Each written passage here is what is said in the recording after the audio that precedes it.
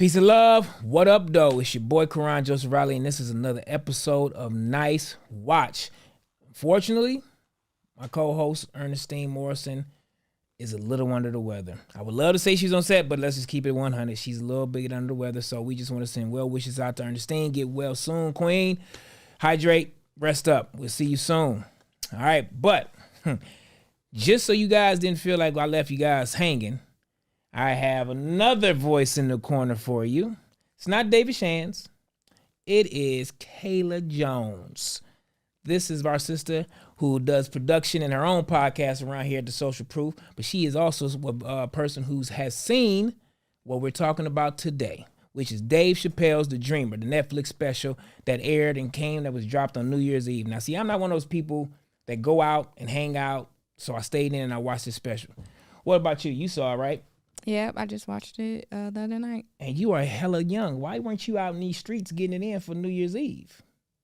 So it wasn't on New Year's Eve that I watched it. It was the second. I watched it. Oh, so you watched it just recently on the second. Okay, so she just watched it a little later. So you guys probably going to be watching it too a little later after you see this episode. So what did you think? What was your initial take of it? I'm going to go ahead and wait to give you mine after you give me yours. I thought it was funny. Yeah. It was good. Overall, it was good. Yeah, Dave Chappelle's really funny. Being honest, there was some moments where it was like I giggled, but it was like, hey, doing that funny. Yeah, I feel that. I will say, I agree with you 100%. It was not his best special, but I mean, that's like saying Jordan in game 6 of any one of his numerous championships. Which one you want to pick? They're all masterpieces. Just like this is a masterpiece that we'll look back one day and say, man, this is an amazing stand-up. But today, in comparison to his most recent stand-ups, this probably wasn't his best, in my opinion as well, Kaylee. That's a great assessment. I found myself at times kind of like wandering off a little bit in my mind and not really being locked in. And I think that is indicative of the material you used this year. He talked about everything from the slap heard around the world. Yep. And also the fan who ran up on the stage at his show, which that story right there is, like I said, that alone is worth watching this special. Is that story about how the dude ran up on stage and tackled him after the slap of Will Smith to Chris Rock at the Oscars. That story in itself is funny as anything. Now, the second part of that second story was the slap story about him and Chris Rock's relationship.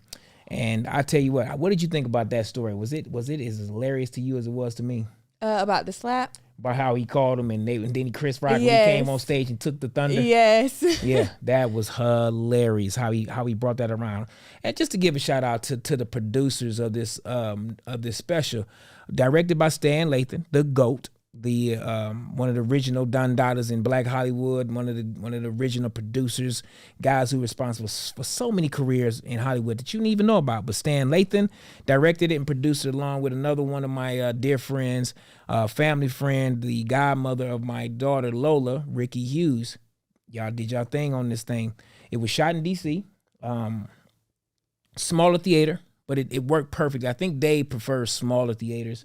Just because it's intimate and the way he does it, he goes with his cigarette, he's standing up there talking, and I think he prefers it intimate because he kind of talk to us as if we're just in the living room. And I don't want to name drop, but I've had conversation with Dave, and it felt like he was on stage, like basically that same intelligent, witty rapport he lives that. Yeah. Like he's super smart, man. He's one of the smartest people I've ever had a conversation with. And I was really, really appreciative of the time he took to talk to me. And we had a really great conversation just about the industry alone and how, if as an artist, if you really want to be free and do your art the way Dave does his art, complete freedom, nobody can cancel him because he has found his lane and he's found his light, and he didn't take the bag. He didn't take the money to basically give his soul to the industry. So he's able to, as Dave would eloquently say, punch down and not get canceled. Of course, he talked about the transgenders. He talked about handicaps. Yeah. He talked about all the subjects that most people won't even touch as a comedian because of fear of the rebuttal or fear of the hurting somebody's feelings. But my take on comedy is supposed to be that. It's supposed to be something that takes us out of our seriousness of life, right? We're supposed to be able to laugh about stuff. Like, when do we stop laughing about everything, man? We have gotten to the place in life where we can't differentiate between a joke and a real insult. Yeah. You know what I'm saying? For sure. I don't really believe Dave has any ill feeling toward any human on the planet. He just doesn't give that energy as a person. If you ever been in his presence, he's a really likable, lovable, energy emoting guy who really observes the world and gives you his take. Yeah. Nothing wrong with that, I don't think. I think we've as a people, as a culture in the world, we've gotten just so, I guess, sensitive. Like we're super sensitive. And I think that's hurting art. I think it's hurting art. It's hurting just the world in general, to be honest with you, because I think what Dave does so well is that he brings social discourse to the stage, puts it into a blender, mixes it up really nice, and makes it palatable to everybody in a way that you're laughing, but then you're thinking. You're like, whoa, let me really think about this. And you get to have a different take on things that you may have had a different opinion of before the special or after the special. And I think great art makes you think. It creates a debate. It creates a conversation. And if the art is not creating a debate or a conversation, is it really art, or is it just really, I guess, bad news? It's really what it comes down to. Either see the hilarious, thought-provoking, beautiful, inspiring, sad. Something has to get to that inside that we all have that makes us curious, to want to think about it differently, think outside the box, just give it a different take. And I love Dave Chappelle's take on the world. You know what I'm saying? That's why I think he's the GOAT, one of the GOATs of our generation. Do you think he had a standout joke, like one that somebody's going to repeat? Nah, after watching it. You know, Dave is not really a punchline joke guy. I think what you're going for is like maybe like Bernie Mac, right? Bernie Mac had the skit with on the Kings of Comedy where he was talking about his nephew that he was taking care of, and he was telling him, like, go get your milk and cookies. Get your milk and cookies. Now, see, that right there is what you call a punchline joke that could become a T-shirt, a hat, a slogan, anything of that nature. Kevin Hart is really good at giving you good punchline jokes that you can repeat and say again. Chris Rock is also good at giving you punchline jokes that you can repeat over and over again in different situations. You'll find some of these guys' jokes in rap songs and different lyrics. That's how you know that they've hit a nerve with what they're talking about. And I think Dave is more of he's a story. I think they all storytellers. I think all comedians are great storytellers. I think Dave is more of the intellectual. Yeah, he usually does this thing where he brings in the joke and then he veers off, and then he at the end brings it back. Did he do it with this one? Yeah, he did the same thing. He started off in one like lane. But that's the thing. That's the reason why I don't think it was as good as the other ones, is just because he just didn't have a lot of places to go versus the last few that he's had. Yeah. You know what I'm saying? I think he hit on some of the same topics, and I think they're starting to get a little regurgitated. Yeah. Right? He took different takes on them and made them funny. Still, that's just a talent. That's talent. That's just his gift. But I think if he would have waited maybe 6 months, another news cycle or two, he probably would have had. Yeah, I agree. Yeah, more material. That very first joke he made, like the way he set it up, he was telling a story about how he wanted to meet Jim Carrey. Right. But it ended up turning into a joke about trans people. That took me out. That was brilliant. But then like some of the trans jokes after that, like you said, it was kind of like, all right. Yeah, it's like, all right, Dave, what we got next? Like, we got a lot of stuff going on that you, and I felt like this was the first special I watched with Dave where he really didn't try to really just start a controversy. Mm-hmm. You know, I feel like he played a little safer this time. Mm-hmm. I feel like he played it a little bit more polished and just, you know what, I'm not gonna get too crazy this time. And I don't know if that was again, I don't know if it was just a material in the world that wasn't available, or is he? I think as we get older, we just get wiser and calmer and cooler, and we're able to deliver bad news better as we get older. So I think Dave is either going to that stage in his life where he's just getting smoother and smarter, and just he's like, man, I don't really want to deal with the stress of some of this stuff, so I'm gonna just keep it kind of on the line. Yeah. And I think that's what he did, but I also think that's the reason why we're not saying it's one of the best ones ever, because I think for Dave, I think the biggest thing for his brand of comedy is that he's got to push the envelope, to me. And I think in the way he pushes the envelope with the intellect and makes it so plain and simple, but hilarious at the same time, makes you like, I don't think if you're not really smart, you're not gonna laugh at Dave jokes. I get that. You know what I'm saying? Like, he's not the comedian that if you don't have your GED, you might miss some things. If you don't, if you're not current in the world, if you're not paying attention to what's going on in the world, you might miss some stuff. Yeah. I can tell Dave reads and he takes, he studies the world and he pays attention. So if you're not one of those kind of people, you might not really think Dave is one of the GOATs. But that's who I am. I'm the kind of people who study. I pay attention to the world. So when Dave gives me his take on the world, I appreciate it. And I revere it and I love it, man. He's, like I said, he's the GOAT. Who is your top, your top five in your generation? Like you and I, we got 20 years on each other? I mean, I got to be 10, 15 years older than you. 10, 5? Yeah. No, not 5. 10. Maybe. 10. Maybe like 10 or more. You never tell. It doesn't matter. I'm a man. I can tell my age. It doesn't matter. We get better with time. That shit is true and blue, baby. I can't wait till I get older. I'm gonna be even flyer. But who's your top 5? Or get top 10, whatever you can think of. Who's your favorite? Okay, I don't even know if I can think of that many though. Okay, so you okay? So she just showed her age. I think probably one of my top comedians would be for sure Cat Williams. Okay, Cat. Shout out to Cat Williams. I agree. He's one of the dopest legends out there that's doing it. Somebody who I don't think I've watched one of their specials that I didn't like. Maybe the most recent would be Lavelle Crawford. I really think he's hilarious. I do like Lavelle Crawford. I do. He's funny as hell. Yeah. Okay, all right. See, and you gonna go. I like that. Like you gave me some that's kind of under the radar, but still, not as super mainstream. Except Cat Williams, he's a mainstream stand-up. Speaking of Cat Williams, way to bring that up. Way to transition, Karon. We're about to segue to some other subject real quick. Cat Williams is kind of in the controversy again because he just did Club Shay Shay with Shannon Sharp, his podcast and show, and he was talking about how Cedric, one of my bros, one of my boys, he stole a joke that he took offense that Ced stole a joke from him. And it was kind of like a big thing because he says Ced put it in the Kings of Comedy. Yeah. Right. He just said he changed a few things, but he said he put it in the Kings of Comedy. Now, I don't know how y'all feel about art and plagiarism. Man, that seems to be the word of the day because, the Harvard president had just resigned this week too, behind a bunch of allegations of plagiarism, like over 50 or something crazy.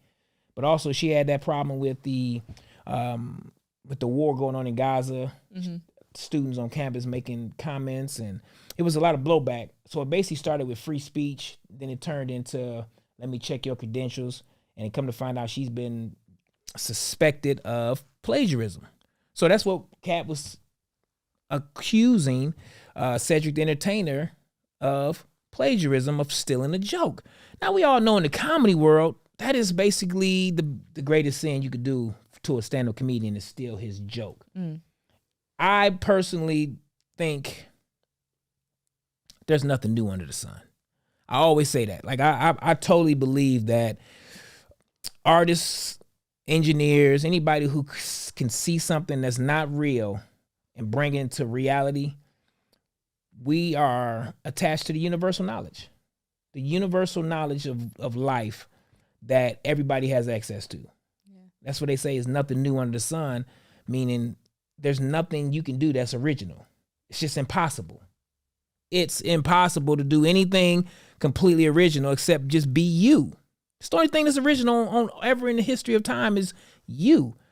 Your experiences, your stories, your life, None of it's original because it's all happened to somebody somewhere. So you could tell the same joke and the same story that's very similar to somebody else's.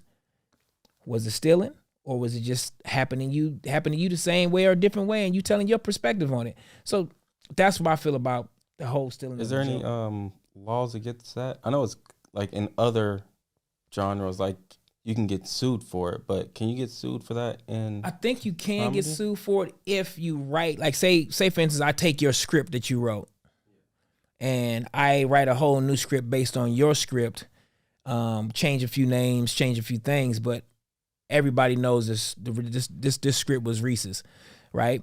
But I create a piece of work from it and make money off of it and everything else. Now I have a case because I guess it's in written form, so it's easy to prove it, correlated and everything like this. So, but as a joke, I mean, how do you prove somebody said something first, right? Everything from Cat's story was they were at a club, watched the show that he did the joke at, gave him love, talked about how good his show was, and then a couple years later, Cat's watching the Kings of Comedy, and that joke is Said's closing joke or something. Basically, he was saying, change some names, change a few things up. Hey guys, it's Ernestine Morrison here, and have you ever thought to yourself, I want to be an actor? I want to be a producer. I want to be in movies, or I want to make movies. Well, listen, I have put a very simple 10-step program together for you, the aspiring actor, the aspiring filmmaker, the person who wants to get into the film and TV industry. I run a company called Greenlit ATL. We meet the first Thursday of every month in Atlanta, Georgia, and I've put together a 10-step, very practical, tactical way you can start getting auditions and start putting yourself in position to get into the film and television industry in a real way. Go to greenlitatl.com. That's greenlitatl.com and get yourself in position today to get into the TV and film industry. This is a multi-billion-dollar industry, and make sure that you are in it 2024. But it was basically his joke, is what he's saying. Mm-hmm. But again, that's hearsay. If we were in the court of law, hearsay not going to get you nothing but maybe, well, hearsay just got Jonathan Major's guilty conviction. So hearsay can get you caught up. Let's just let's just change that up. Hearsay can get you caught up, but it won't get you. It won't cost you no money with hearsay. Court of public opinion might get a little shaky on you. Folks gonna look at you different. Might say something about you behind your back. Might tweet something. Might go on Instagram, drop some comments. Very passive aggressive. We live in a very passive aggressive world. So nothing bad is gonna really happen to you other than people gonna think you stole something. So my opinion on that is I think it's apples and oranges. Two great comedians doing their thug thizzle, and I think sometimes imitation sometimes is the highest form of flattery to a degree. Like to me, I think it's only one Cedric the Entertainer. It's only one Cat Williams. So even though they told the exact same joke, it's still gonna be different. Yeah. You see what I'm saying? Yeah. Like one of my closest friends, man. He's a stand-up comic and actor, and he's an amazing comedian and actor. He's gonna also be mentioned in I think in the plethora of some of these names that we're talking about. My boy Rob Minger. He had a joke stole this last year. Basically, he did this Drew Hill joke about we were five steps or something, or 3 songs and 3 wishes. Yeah. And they never get to the end. They never get to 5. They start counting and they stop. Right? He's like, man, Drew Hill been lying to us this whole time. You know what I'm saying? It wasn't never 5 steps or whatever. It was just boom. See, y'all laughing at it right now. My joke is my boy Rob Minger's joke.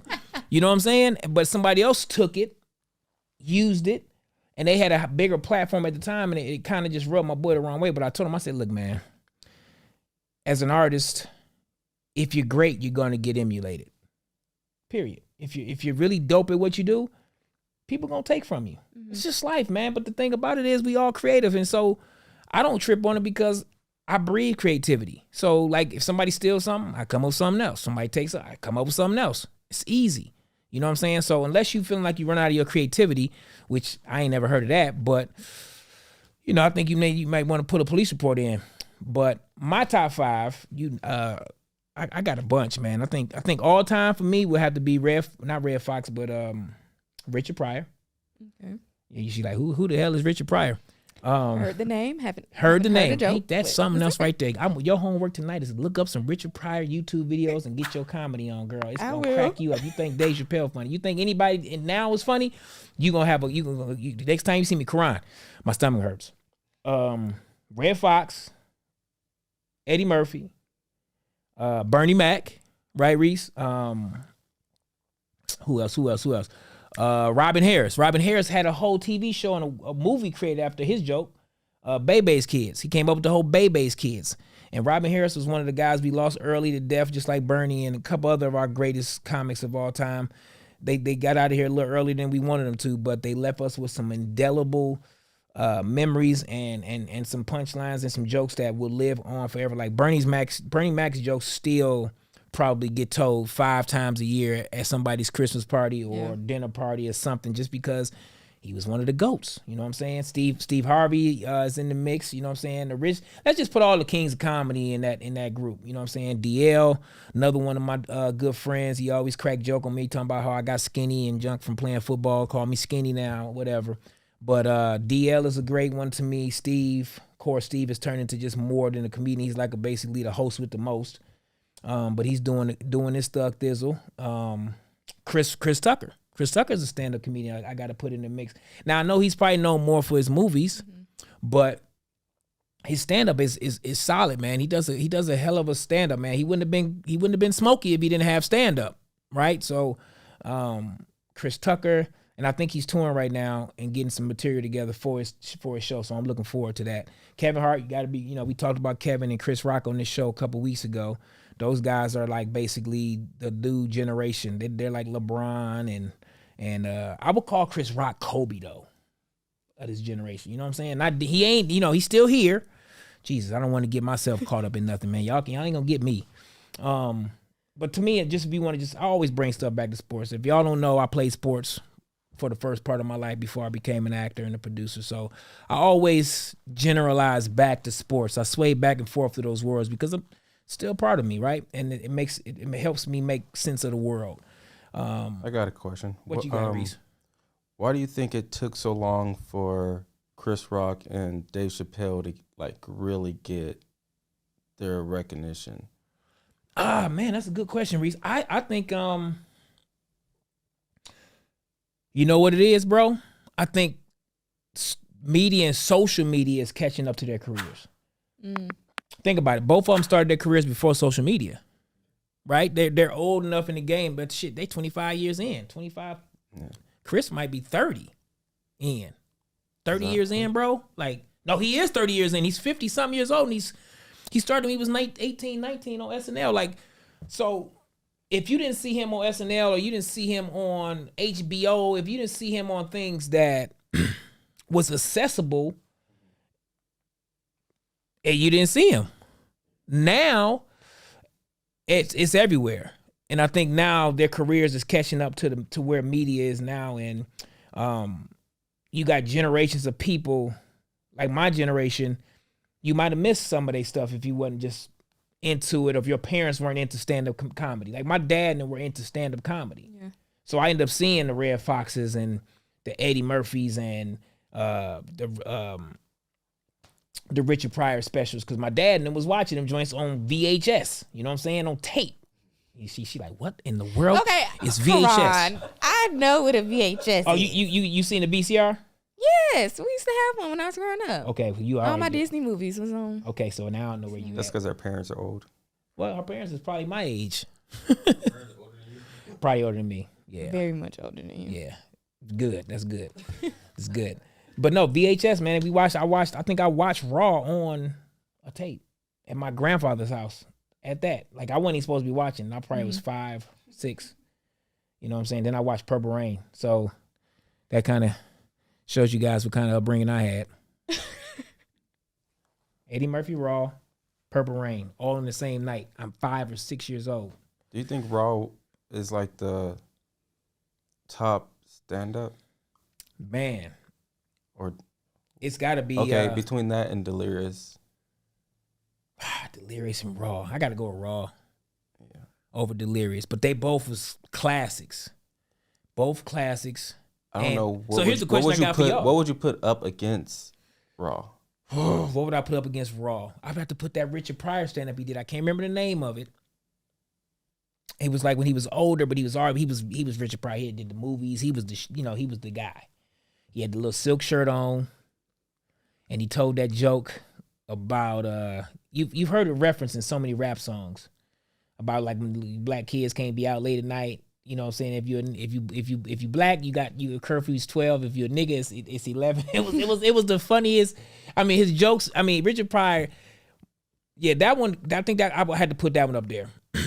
But here's the question though: can any of these? Because any of those Raw, Delirious, the Richard Pryor special, anything Robin Harris said out his mouth, and I mean technically Bernie Mac too. Could any of these guys survive? Or are they all now Dave Chappelle? No, they wouldn't. Bernie Mac could not be doing stand-up comedy in today's society. I think unless he just has that mindset like Dave Chappelle, where like, you know. Yeah, Bernie was gonna give it. I don't care. Yeah, Bernie was gonna give it to you. He's gonna tell you straight up like it is. You know what I'm saying? I'll bust you down to the white heat. I'll bust you down to the white meat. I don't give a damn. I don't give a damn. And that was Bernie, man. Like, I think it would be very interesting. I wish I could see a world with the sensitivities that we live in now, with those guys still in this world doing their thing. I think we would have a way more fun, interesting life if those guys were still here telling their jokes, man. Because again, comedians' job is to put the mirror to the world. Yeah, it's just turning the mirror around on us. So. If I tell people all the time, if you're taking offense to what a comedian is saying, it's probably more about you than it is about that comedian.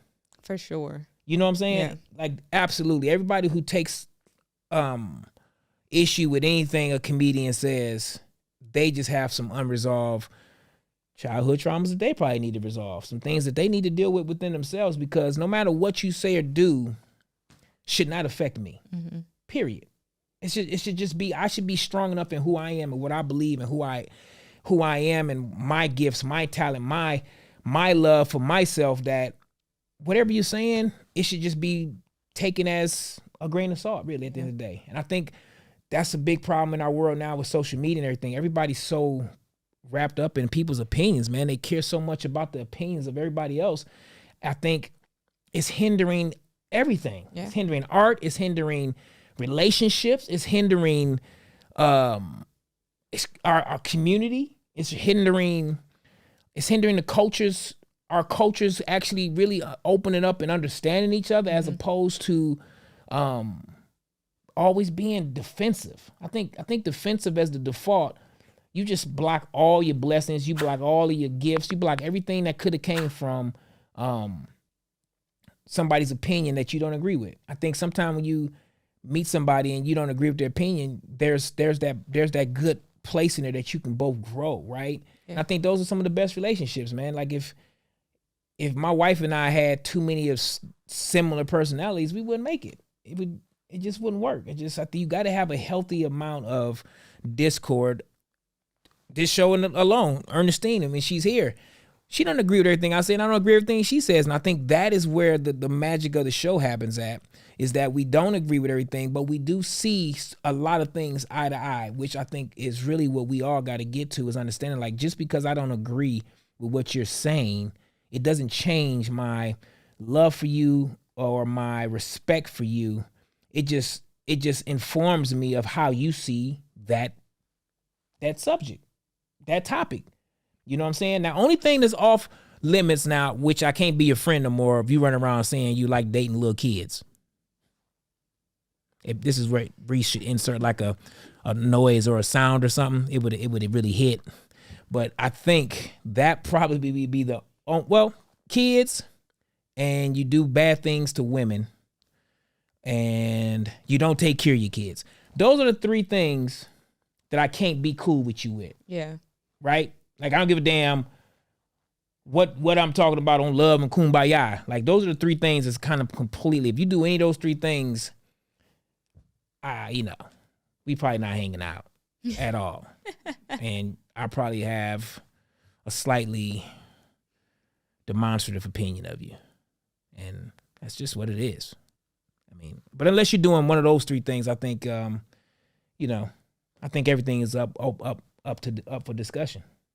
You know what I'm saying? It's up for debate. Everything can be talked about. Everything can be figured out, because I guarantee you one thing. One thing's for certain, two things for sure. Ask me something today, and then ask me the same question in 6 months, a year, 2 years, 3 years. That answer could change. Yeah. Based on your perception of life, based on your experiences of life, based on how life treats you and moves you. So today, I believe that Dave Chappelle is the GOAT. Ask me in 6 months. Do you think, is there any TV shows or movies that we should be looking out that you're watching? Oh, man, good question, Reese. Man, so check it out, y'all. After I watched the Dave Chappelle special on New Year's Eve, I started watching this new series yesterday, matter of fact. Top of the year, just full transparency. I do a 3-day fast where I don't eat any food. I just liquids, and I just kind of get myself back together to start the year off properly and clean and get going. So I end up watching a lot of stuff during that time, because, you know, we don't want to burn too much energy.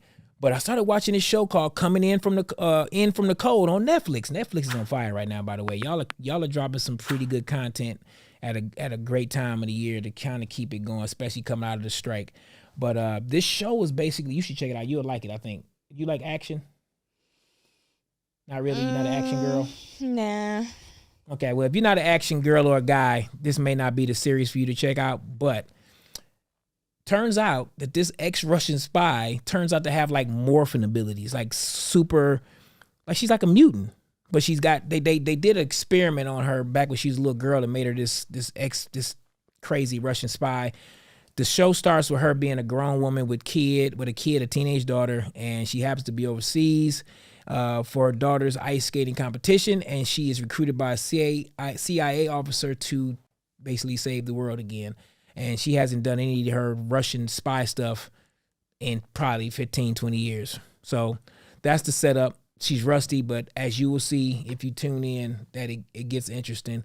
They got a pretty dope brother in there. He's comedy relief. He does all the tech stuff, and it's a pretty good series so far. I'll come back on it in a couple weeks after I finish it, or maybe next week if Ernestine is laid up. I'll send it to her and she can watch it, and we can talk about it on the show next week maybe. But that's one great series. One other series you can watch that's really good is called Black Cake. Black Cake is on Hulu.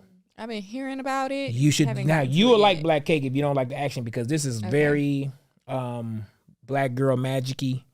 I don't mean to say that to make it sound small. But that's what it's about. I mean, it's about a story of a black woman, a young black girl who goes through life. She fled her island in Jamaica because they try to put her into an arranged marriage. That was a thing. That was a thing at a time, and it's still a thing. I think it still happens around the world. And as a dad that has a daughter, I don't think it's completely the worst idea. You just got to make sure you arrange it with the right kind of folks. You know what I'm saying? Like, I think that might be the safest way to secure your legacy in the family, and you don't get any knuckleheads involved at Christmas dinner or Thanksgiving dinner. That's neither here nor there. Get off your soapbox, Kay. But Black Cake, just finished that series. It is amazing. I think Ernestine might have watched it as well, so we could talk about that as well. But Black Cake on Hulu is an amazing series. The acting is phenomenal. The story is phenomenal. Cinematography, everything is on par with what Hulu's been doing the last few years as far as their productions. So for a streamer who's really, jumped their game up in the last 5-6 years, really since the pandemic got here, Hulu's one of the ones who has really climbed the charts really fast and closed that gap on Netflix really quick, in my opinion. They have some really dope original content on Hulu, as well as Paramount Plus, Amazon. You just got to find your niche. You know what I'm saying? I think once you get to a certain point, you start understanding which streamer, what kind of shows they represent, because Apple has all super scientific, big on sci-fi, big on mysteries and thrillers.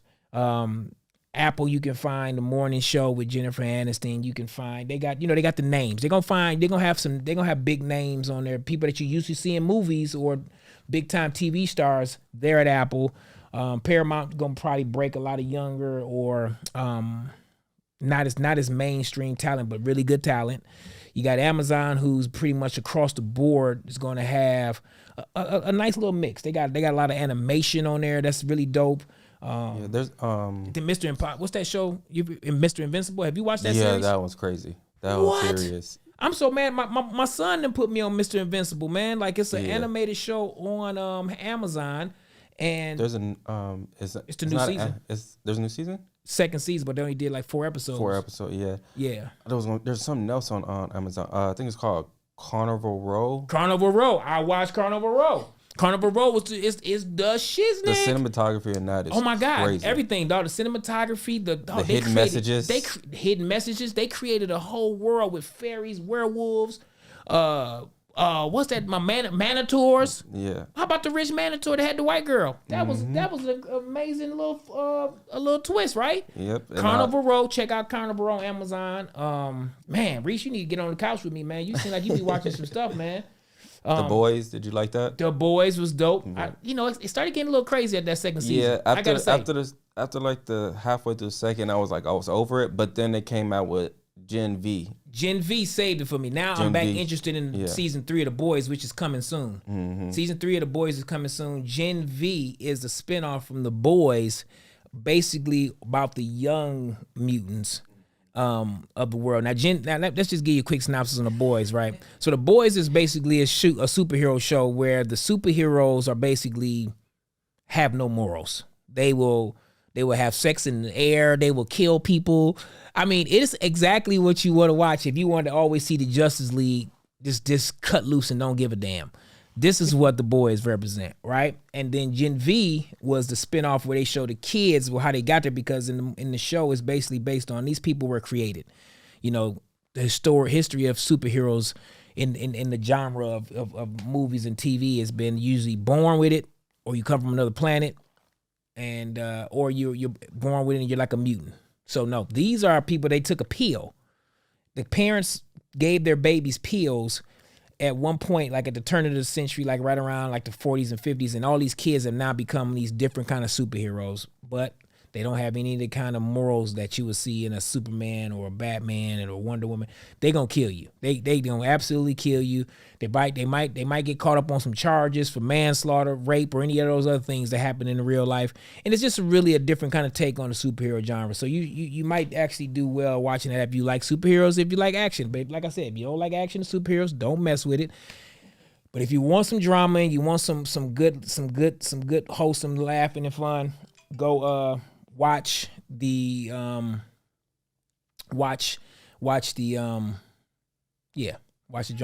That was my wife calling me, threw me off. Watch the Boys. The Boys. Yeah, man. Hey, so shoot. Thanks for pulling up on us, man. So your take on it was not as good, but I consider it a nice watch because again, it's Dave Chappelle. Like, I don't care if LeBron is your GOAT or Michael Jordan is your GOAT. You're not gonna miss a game from either one of them. That's just what it is. Dave Chappelle is one of the greatest comics of our time and of all time, and even his not best is better than most. So tune in to The Dreamer on Netflix, produced, directed by Stan Lathan, and again, family good friend Ricky Hughes. Shout out, whoop whoop whoop. Tune in, Netflix. It's not going nowhere, just like we not going nowhere. We will see you next week. I'm Karon Joseph Riley, and this has been another episode of Nice Watch. I don't know why I did all creepy like that, but it worked. It felt good. It felt good right then at the time.